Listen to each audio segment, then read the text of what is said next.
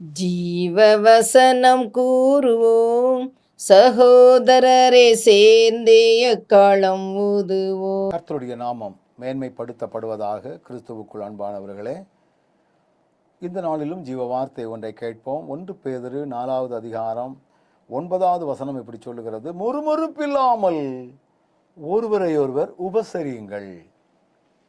உபசரிப்பு என்பது இந்த உலக வாழ்க்கையிலே மிக மிக முக்கியமான ஒன்று.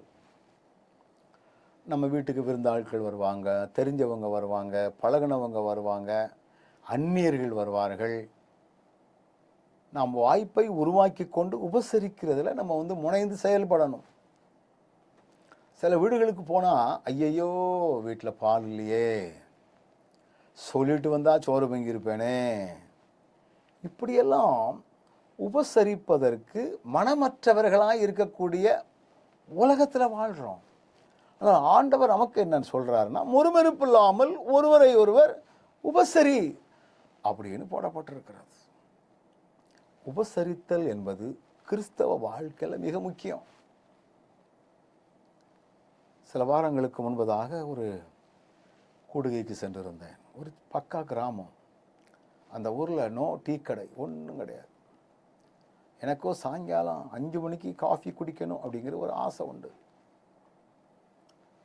தூரமான ஒரு 7 கிலோமீட்டர் தூரத்தில் ஒரு நகர்ப்புற இடம் உண்டு, அங்கே தான் போயிட்டு வரலாமான்னு யோசித்தேன். இப்படி யோசித்து கொண்டு இருக்கும் பொழுதே ஒருவர் வந்தார். கையில் வடையை வாங்கிட்டு வந்தார். பிரதர், நாங்கள் வடை சாப்பிடுங்க. எனக்கு ரொம்ப ஆச்சரியமாகி போச்சுது. யாரும் சொல்லி விடலை. எனக்கு இப்படி வாங்கணும்னு தோணுச்சு பிரதர்.